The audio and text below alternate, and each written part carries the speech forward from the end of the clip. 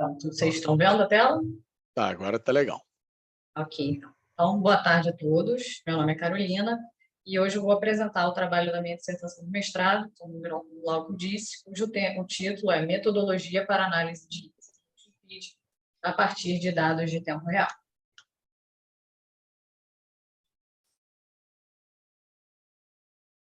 Bom, aqui tem um breve sumário mostrando os itens que eu vou abordar ao longo da apresentação e eu inicio fazendo uma breve introdução do sistema elétrico brasileiro. O Sistema Interligado Nacional ele é um sistema que possui grandes dimensões e ele tem como característica, uma das suas características, né, a transmissão de grandes blocos de potência através de grandes distâncias e também ele está sendo constantemente alterado, a sua configuração é alterada pela conexão de novos equipamentos. Então, essas características, entre outras do sistema, tornam a operação em tempo real uma tarefa complexa, né? Isso requer que, dentro dessa operação em tempo real, a gente tenha algumas ferramentas e sistemas que possam apoiar o operador na sua tomada de decisão ali no ambiente de tempo real. Essas ferramentas, elas utilizam dados que são provenientes do ambiente de tempo real, e isso faz com que os estudos se tornem mais realísticos. Por conta disso, a gente possa fazer diversas análises no ambiente de tempo real e também possamos fazer análises offline, onde a gente pode, por exemplo, fazer reproduções de ocorrências que foram verificadas em tempo real. Bom, então, quais foram as motivações para a realização desse trabalho? A principal delas foi que os índices multi-feed, que são índices propostos na literatura para quantificar, por exemplo, a interação entre os elos de corrente contínua num cenário multi-feed, onde a gente tem múltiplas alimentações convergindo na mesma região elétrica, esses índices são usualmente calculados no ambiente de planejamento. Então, surgiram algumas questões, como, por exemplo, o cálculo desses índices em tempo real. Eles podem trazer algumas informações a respeito, por exemplo, da robustez do sistema elétrico, de acordo com os diversos pontos de operação que a gente vê num dia, por exemplo, a gente pode, através desses índices, obter informações a respeito da interação dos elos de corrente contínua no sistema elétrico brasileiro. Então, foram algumas perguntas que surgiram e que eu busquei responder ao longo da elaboração do trabalho e que eu vou apresentar os resultados que foram encontrados agora ao longo dos próximos slides. Bom, então, mediante essa motivação, o objetivo do trabalho foi, então, descrever toda a metodologia que foi utilizada, a metodologia para a realização das simulações no domínio do tempo, utilizando os dados de tempo real no programa Anatem, também a metodologia para o cálculo dos índices multi-feed. E depois eu apliquei essa metodologia, calculei esses índices multi-feed e analisei esses índices, comparando e correlacionando, buscando correlacionar esses índices com ocorrências que foram verificadas em tempo real, por exemplo. Então, agora eu vou falar de alguns conceitos, por exemplo, o que é essa configuração multi-feed, o que é esse conceito, como são formulados esses índices que foram propostos na literatura, e também depois eu vou mostrar alguns resultados de um sistema teste. Bom, então, o conceito de multi-feed, ele é, na verdade, uma configuração onde a gente tem múltiplos elos de corrente contínua convergindo numa rede eletricamente próxima, né? E isso é chamado de multi-feed. E essa condição é uma condição que traz algumas preocupações, porque esses elos, a partir do momento que eles estão localizados eletricamente próximos, eles podem ter interações adversas, como, por exemplo, falhas de comutação sucessivas, onde a gente pode ter uma interrupção significativa da potência que está sendo transmitida para a rede em corrente alternada. Então, essa configuração é uma configuração que traz algumas preocupações e, por isso, na literatura foram propostos alguns índices que têm por objetivo quantificar, por exemplo, a interação entre os elos de corrente contínua. E um desses índices é o MIF, Fator de Interação Multi-Feed. Esse índice ele é dado através de uma relação entre as tensões, onde é aplicada uma variação de tensão numa barra inversora e medido o impacto causado por essa variação em outra barra inversora do sistema. E é estabelecida uma relação entre elas.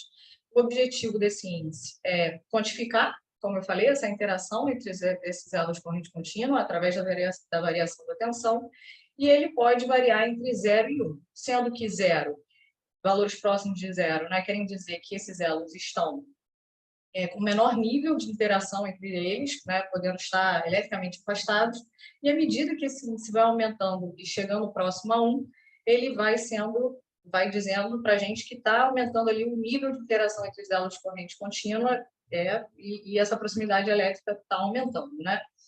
Então, com esse índice MIF, foram propostos outros índices, que são o MISR e o MIESR.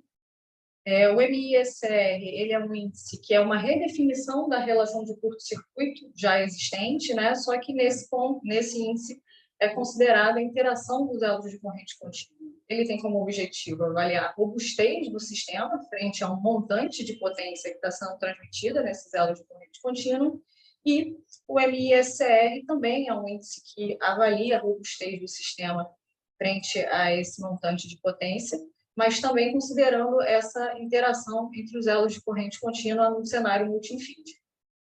A diferença é que o MISR ele é considerado uma grandeza mais realística, porque ali na sua formulação é descontado os filtros que estão conectados na rede CA.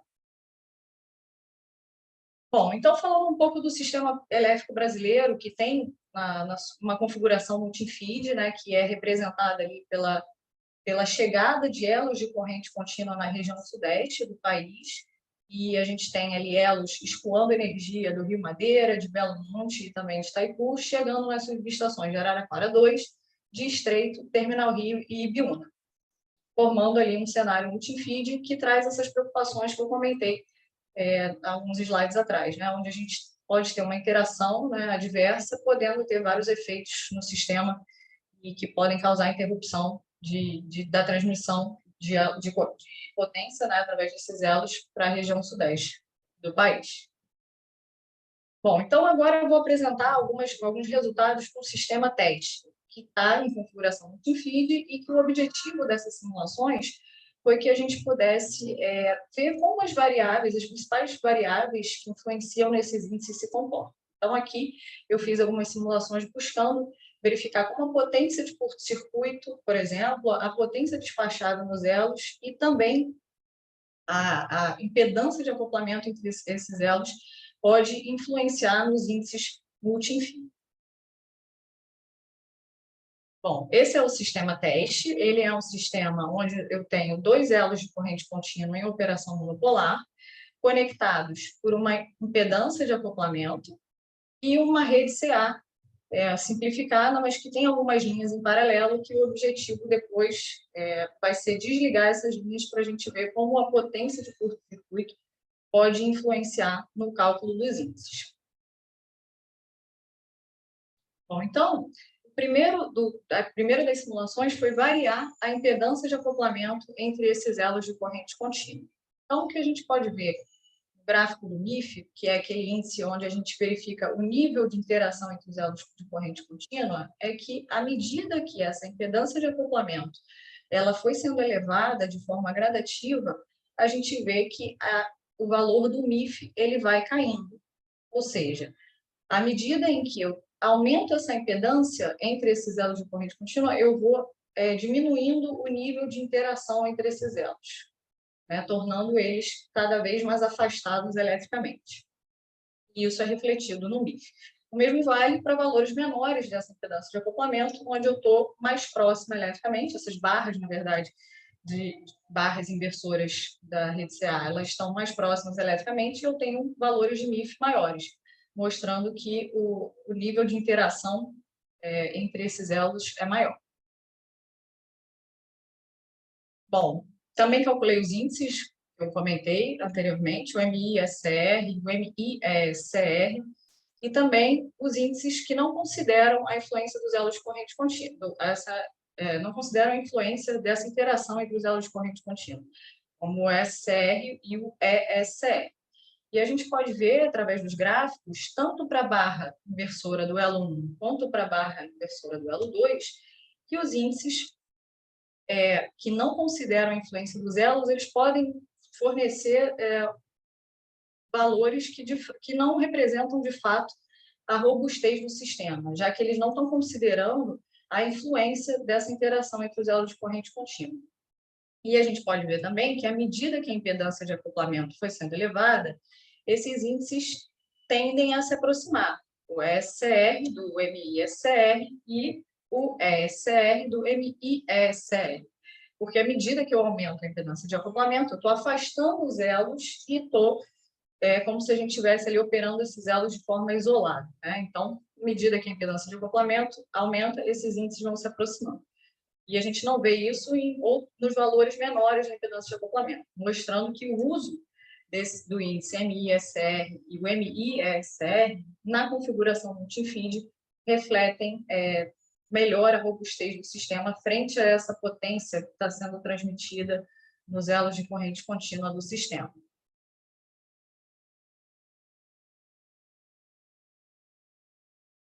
Bom, um segundo teste que eu fiz foi avaliar a influência da potência que está sendo despachada nos elos de corrente contínua, né? A gente pode ver aqui, através da análise dos gráficos, que à medida que essa potência que está sendo despachada nos elos de corrente contínua ela é elevada, os índices vão caindo, né? E isso é esperado, porque o objetivo dos índices é justamente verificar a robustez do sistema frente a esse montante que está sendo transmitido através dos elos de corrente contínua. Então, conforme vai aumentando a potência despachada nos elos, a gente vê que os índices vão reduzindo. E, por fim, fiz um teste também, algumas simulações, com o objetivo de avaliar como a rede, a potência de curto-circuito da rede receptora do sistema pode influenciar nos elos de corrente contínua. Então, foi desligado um circuito entre as barras 1 e 2 do sistema, os índices foram calculados em seguida, eu mantive essa linha desligada e desliguei mais um circuito entre a barra 3 e 4, calculei os índices, mantive esses dois circuitos desligados e desliguei um terceiro circuito, também entre as barras 3 e 4, e também calculei os índices. E a gente pode ver o seguinte, que à medida que os circuitos vão sendo desligados, o MIF ele tende a aumentar. Ou seja, à medida que a potência de curto-circuito do sistema está sendo reduzida, o sistema está ficando mais fraco e a gente está aumentando a interação entre esses elos de corrente contínua. E isso é refletido no MIF. Para os outros índices multifeed, o MI-ESR e o MI-ESR, a gente vê também que eles vão caindo à medida que os circuitos vão sendo desligados, justamente mostrando que quando a gente tem um sistema com uma rede mais fraca, à medida que essa potência de curto-circuito vai diminuindo, maior é a chance dessas interações entre esses elos de corrente contínua acontecerem em maior grau, né? Bom, então, agora que a gente já viu como essas grandezas influenciam nos índices para um sistema teste, eu vou falar um pouco sobre o uso dos dados de tempo real do Sistema Interligado Nacional. Eu vou abordar aqui a metodologia para a utilização dos dados de tempo real para simulação no domínio do tempo, usando o Anatem, e também a metodologia para o cálculo dos índices multifeed. Bom, esses dois fluxogramas, eles têm como objetivo para que a comparação entre as etapas, né? As etapas tradicionais para preparação no caso de estabilidade e as etapas para simulação usando os dados de tempo real. A principal coisa que a gente pode reparar entre eles é a redução da quantidade de etapas para simulação, né? A gente vê, por exemplo, que não é necessário a etapa do ANAT0. Então, a gente não vai precisar ter mais um programa auxiliar para poder determinar ali o número de unidades geradoras de máquinas que estão sincronizadas no caso, por exemplo. E essas informações, quando a gente usa os casos de tempo real, a gente já tem através da rede supervisionada, né?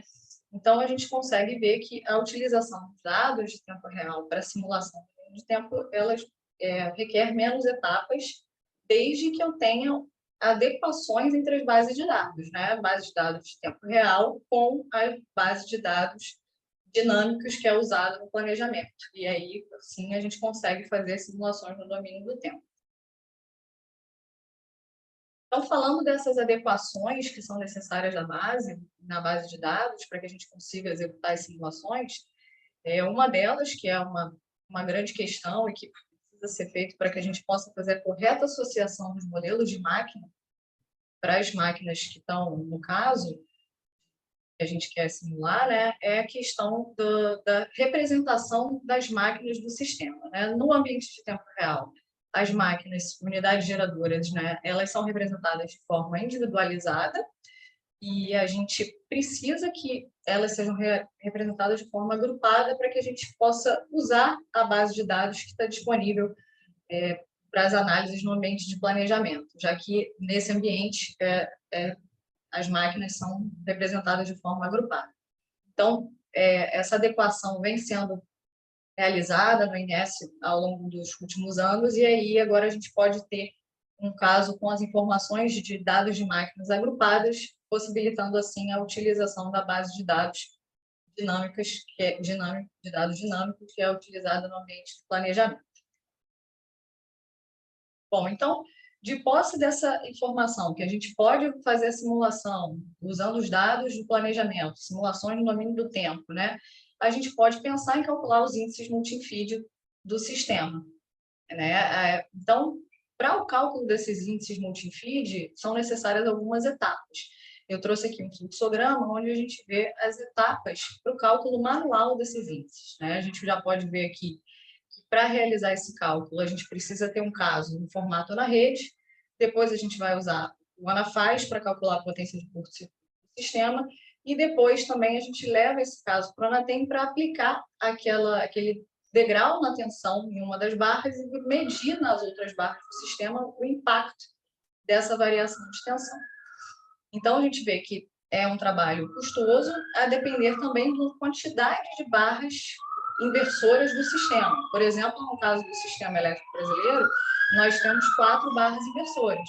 Então, a gente precisa aplicar degrau de tensão em uma das barras, né, e fazer a medição nas outras 3, e fazer isso 4 vezes.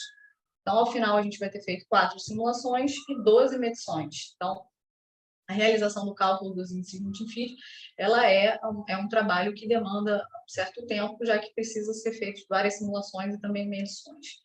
Então, através de um recurso do programa Anatem, onde é possível calcular esses índices dentro do próprio programa, a gente consegue calcular também para os casos de tempo real. A partir de um caso que foi exportado, por exemplo, pelo estimador de estado, a gente consegue levar para o programa Anatem e calcular os índices multifeed. E fazer isso para todos os pontos de operação que foram gerados, por exemplo, pelo estimador de estado ao longo de um dia inteiro. E assim a gente pode pensar em traçar uma trajetória da variação desses índices e acompanhar como eles se comportaram para os diferentes cenários de carga e geração do sistema, e também observar as variações no valor desses índices e buscar também correlacionar com as ocorrências que tiveram no sistema, né?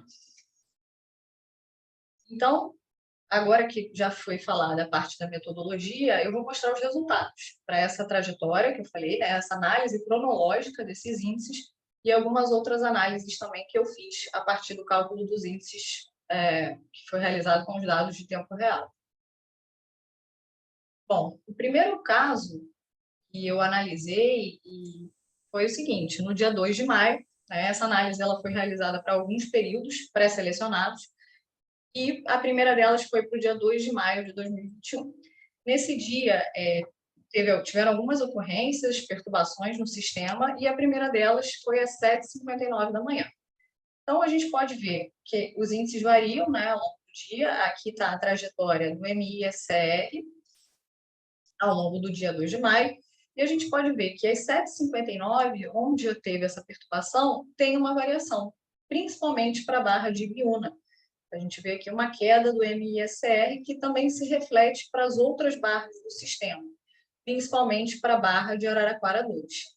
E se a gente for analisar o MIF, que é aquele índice onde a gente consegue quantificar o nível de interação entre as barras do sistema, a gente pode ver o seguinte, que nesses valores de MIF, minutos antes da perturbação, ele já mostrava para a gente uma perturbação na barra de Ibiúna poderia ter maior impacto na barra de Araraquara 2.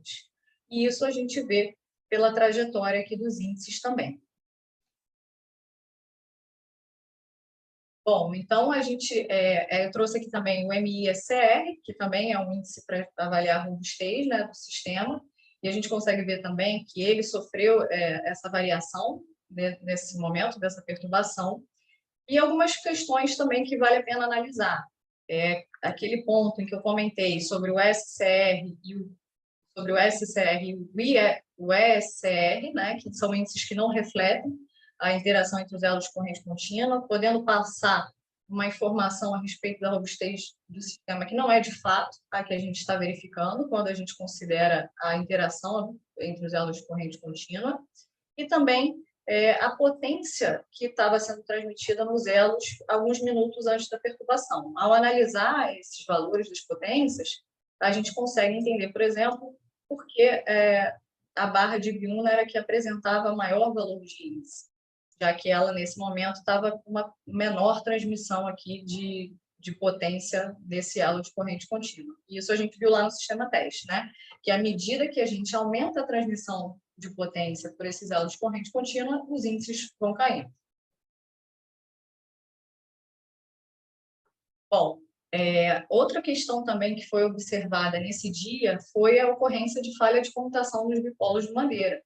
Então, a gente viu pelo MIF que tinha uma certa proximidade elétrica entre as barras de Biúna e Araraquara 2, e que podia ter um nível de interação até com um certo grau elevado, porque na literatura já a MIF, valores de MIF a partir de 0,15 já podem ser considerados como certo grau elevado ali de interação, e a gente estava ali com 0,3, né, 32 mais ou menos, de valor de MIF para essa interação, e aí foi verificado através da PMU lá de Araraquara 2, né, que teve uma queda na tensão. E a gente estava ali operando perto de 1,05 PU, e no momento da ocorrência chegamos ali a valores de 0,87. Né? Foi uma queda rápida, de milissegundos, mas que através do MIF a gente conseguia ver que tinha uma forte interação entre essas duas barras do sistema.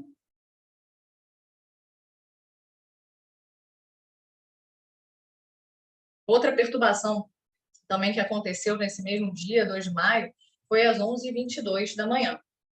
A gente consegue ver também, através do MISR, da trajetória dele ao longo do dia, essa perturbação sendo refletida nos índices. Né? Essa perturbação, especificamente, teve um desligamento simultâneo de uma linha em 345 kV, de uma outra linha em 500 kV e também um compensador síncrono no estado de São Paulo. A linha em 345 kV teve sucesso no religamento automático, mas a linha em 500 kV permaneceu um tempo fora, só retornando ao sistema às 11h53, e o compensador síncrono só retornou um tempo depois, às 12h25. Também trouxe aqui o MISR para a gente ver também que ele tem comportamento similar com o MISR, mas valores menores, por conta da sua formulação, em que a gente tem ali a parcela dos filtros que são conectados na rede CA, né? E a gente, observando também o valor da tensão em Araraquara 2, através dos dados de PMU, a gente vê que nessa perturbação também teve uma variação de tensão na barra de Araraquara 2, né? Estávamos também em 1,05 PU, caindo ali por alguns milissegundos a 0,87. Esse dia ele foi interessante observar porque a gente teve alguns pontos de operação, né? Um ponto de operação antes da perturbação, depois a gente teve o sistema com uma linha de 500 kV desconectada fora, e depois essa linha retornou e a gente ficou só com o compensador síncrono desligado. E o que a gente pode observar através da análise do MIF, né, fazendo uma comparação entre os valores de MIF calculados antes da perturbação, depois os valores de MIF para um ponto de operação, onde se tinha uma linha em 500 kV fora, e depois a comparação com outro ponto de operação, com compensador síncrono apenas desligado, a gente pode ver algumas variações interessantes no valor do MIF. Por exemplo, no ponto de operação em que a linha e o compensador estavam fora, a gente vê que tem um aumento percentual praticamente em todos os valores do MIF. Ou seja, Com esses equipamentos fora, a gente teve uma redução na potência de curto-circuito do sistema, fazendo com que as barras inversoras se aproximassem e o nível de interação entre elas também fosse maior. Mas a gente vê que isso não acontece, por exemplo, entre as barras de Terminal Rio e Ibiúna, que a gente tem uma redução do valor do MIF. E o mesmo é válido quando a gente olha de Ibiúna para Terminal Rio. Isso acontece porque essa linha em 500 kV era a linha Tijuco Preto-Taubaté. E essa linha, quando ela estava ligada ao sistema, ela aproximava essas duas barras. E com ela fora, a gente vê que ela afastou eletricamente essas duas barras do sistema, diminuindo a interação entre essas duas barras. E depois, no ponto de operação seguinte, já às 11h52, quando essa linha já tinha retornado ao sistema e a gente estava com apenas o compensador síncrono desligado, a gente vê que, de forma geral, a interação entre as barras do sistema aumenta, né? Mostrando que essa redução na potência de curto-circuito ela traz um maior nível de interação entre as barras, né? Então, a gente consegue extrair essas informações do MIF, já que ele mede esse nível de interação entre as barras do sistema. E aqui no gráfico, a gente vê, esse é o gráfico da potência de curto-circuito, a gente consegue ver como essas variações impactaram na potência de curto das barras do sistema, né? Principalmente aqui nas barras de Ibiúna e Terminal Rio. Bom, então, esse dia 2 de maio ele trouxe informações interessantes a respeito tanto da proximidade elétrica dos elos, como também da robustez da LCA, mas também a gente buscou analisar um outro dia, para a gente poder ter outras informações e outros cenários em que a gente pudesse analisar o comportamento desses índices. E aí foi analisado o dia 25 de junho de 2021. Já de cara, a gente consegue comparar as potências de curto-circuito, né, a trajetória da potência de curto-circuito ao longo desses 2 dias, e a gente vê que o nível de curto-circuito para o dia 25 de junho ele era maior do que no dia 2 de maio. E aí, buscando entender um pouco melhor o porquê disso, foi analisada a geração no sistema para esses 2 dias. E a gente consegue ver que, para a geração da região sudeste, tinha maior geração para o dia 25 de junho, né? Então, a gente tinha maior número de máquinas sincronizadas, aumentando a potência de curto-circuito do sistema para esse dia em questão, para o dia 25 de junho. Bom, tiveram alguns desligamentos nesse dia que impactaram na potência de curto-circuito, por exemplo, linhas que foram desligadas para controle de tensão, unidades geradoras que também foram desligadas e depois retornaram ao sistema, que também impactaram na potência de curto-circuito. Mas o mais interessante do dia 25 de junho é a gente analisar como a potência que estava sendo despachada nos elos de corrente contínua impactou na variação desses índices, né? Quando a gente compara a potência despachada no elo com os valores de MI/SR, por exemplo, que foram calculados ao longo do dia, a gente vê até que, de certa forma, eles são opostos. Em alguns momentos onde o despacho no elo de corrente contínua de Ibiúna foi maior, a gente viu a queda nos índices. E isso a gente já tinha observado lá no sistema teste. À medida que essa potência despachada nos elos de corrente contínua ela ia aumentando, menor iam ficando os índices, já que o objetivo desses índices é justamente a gente ver a robustez do sistema corrente alternada frente a esse montante de potência que está sendo transmitido nos elos de corrente contínua, né? Então, esse dia 25 de junho, ele trouxe essas informações para a gente, né? De como a potência também é um fator que influencia nesses índices. Bom, também analisei e tracei a monitoração cronológica do MIF, né? Que é o índice que vê ali a interação entre os elos de corrente contínua, e a gente consegue ver algumas questões interessantes, né? Que para as barras de Estreito, Ibiúna e Terminal Rio, tá? Elas têm um fato em comum de que a barra que mais sofre ali, que pode sofrer os impactos de algum distúrbio nessas 3 barras, é a barra de Araraquara 2. A gente vê que para todas as barras, a barra de Araraquara 2 é que apresenta maior valor de MIF, né? Maior nível ali de interação entre as barras do sistema. A gente consegue ver agora para a barra de Araraquara 2 valores bem elevados de MIF. Por exemplo, no dia 2 de maio, a gente vê valores bem elevados entre as barras de Araraquara 2 e a barra de Biúna, e também a barra de Araraquara 2 com a barra de Estreito. E apesar de ter a barra de Terminal Rio apresentando valores aqui um pouco mais baixos, mas eles ficaram entre 0,3 e 0,32, né?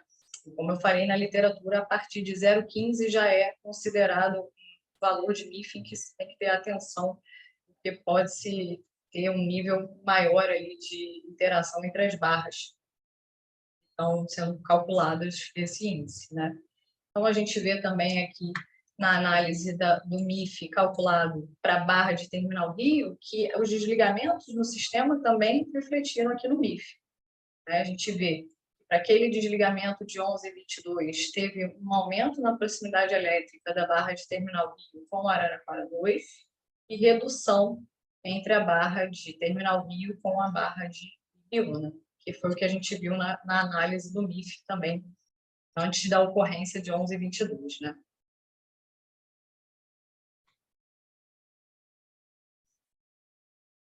Para o dia 25 de junho, também foram calculados, né, e traçada essa trajetória dos índices, do índice do MIF ao longo do dia, e a gente também vê comportamentos semelhantes, que a barra de Araraquara 2 realmente ela é a barra ali que está mais suscetível a sofrer com os impactos quando a gente tem um distúrbio nas outras barras do sistema.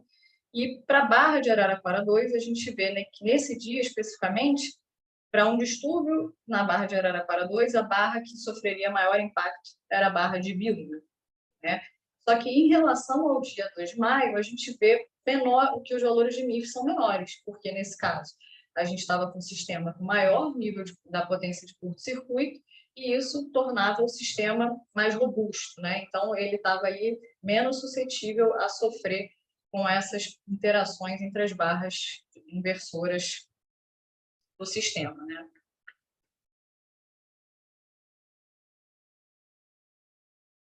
Bom, e por último, eu fiz uma simulação dinâmica, né, com o objetivo de correlacionar os valores do MIF com também o desempenho dinâmico do sistema, né? Então, para esse ponto de operação especificamente, nós tínhamos ali valores de MIF elevados, quando a gente observava a barra de Araraquara 2, e a gente vê que um distúrbio na barra de Araraquara 2 ele ia ter um impacto grande, tanto nas barras de Estreito, Terminal Rio e Ibiúna.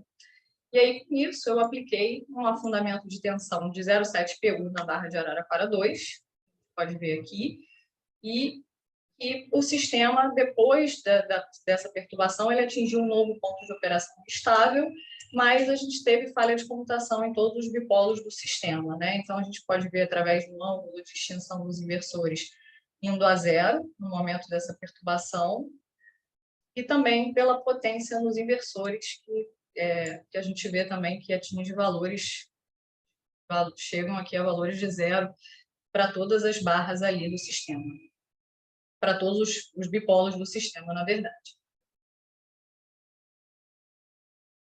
Bom, então, as conclusões do trabalho foram que, primeiro, que a gente conseguiu ver o comportamento das principais grandezas que influenciam os índices multifeed, né? A potência de curto-circuito, a potência despachada entre os elos de corrente contínua e também o acoplamento entre esses elos através daquela impedância de acoplamento. Vimos que as alterações na rede CA mostraram que em sistemas com baixa robustez nessa rede, eles tendem a sofrer com as interações entre os elos de corrente contínua, né? E que os resultados dos índices multifeed calculados a partir dos dados de tempo real trazem informações importantes para a gente, né? Acerca da robustez do sistema CA, para diferentes cenários de carga e geração e também para diferentes configurações da rede elétrica. Outro ponto foi que essa monitoração cronológica do MIF, ela agrega com informações a respeito da proximidade elétrica dos índices. Por exemplo, ali ao longo do dia inteiro, a gente conseguiu ver como é que os elos de corrente contínua estavam se aproximando e como foi essa variação ao longo do dia.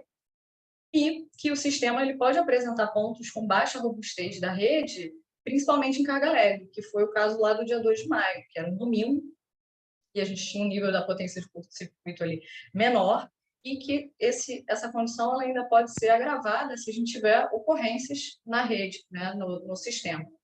E isso torna o sistema mais suscetível aos efeitos multi-infeed.